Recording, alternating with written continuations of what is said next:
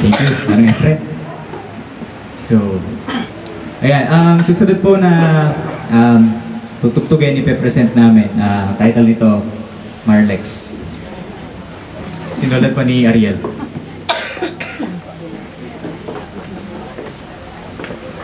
Itong tula po ito, sinabit ko para sa project na to kaso hindi na-aprobahan dalawa kasama. Kaya medyo masama loob ko sa kanila eh.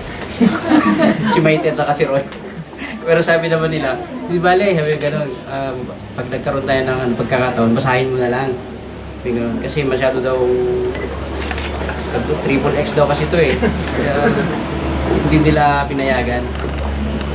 Ayun, yun na lang babasahin ko dito.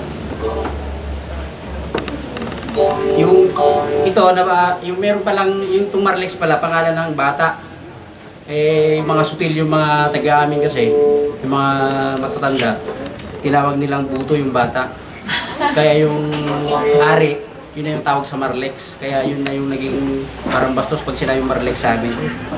Pinagpalit sila eh.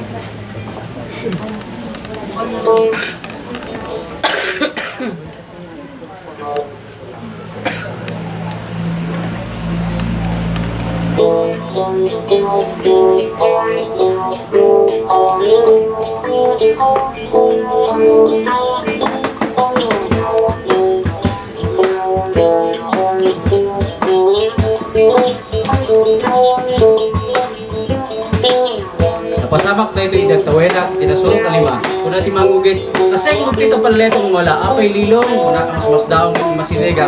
San sweeten ta, dardas di makkel, kan saan kanto bakla. San ba't di makkel, di makkel ang saan natukol, ti iba na, kinjak na lipatan, di apadas, tanay imas met, chok pininana.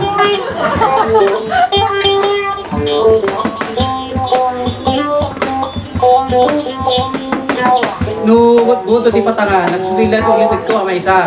Pinanagana na iti buto tay Marlex, apama na nagtawan dua. Iso kay dakdakil na tabuto, anagan na timan, tay katkatawa man ti amana. Idinto nagbalinan ang Marlex, ti awag iti data, ang mabagbagi.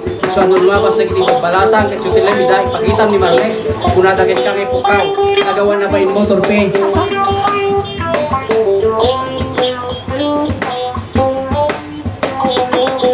At namay sa alakay, manurat anak kay hilig ako magdo. Ang tawanan nito, sentang yung naglalapsat, nagmakili ako. At nagdamag ng isan no kasano, ang maparagsak na paida. Tamadlaw mo piman, ako ribet bat amin na nabagbagi na. Kuna ni oldie bat dudi, nagtitabker mo, nagtiramay ko. Kinatapay mat laing bila, anarwa, nagtilkilaw, itikag go. Richalo.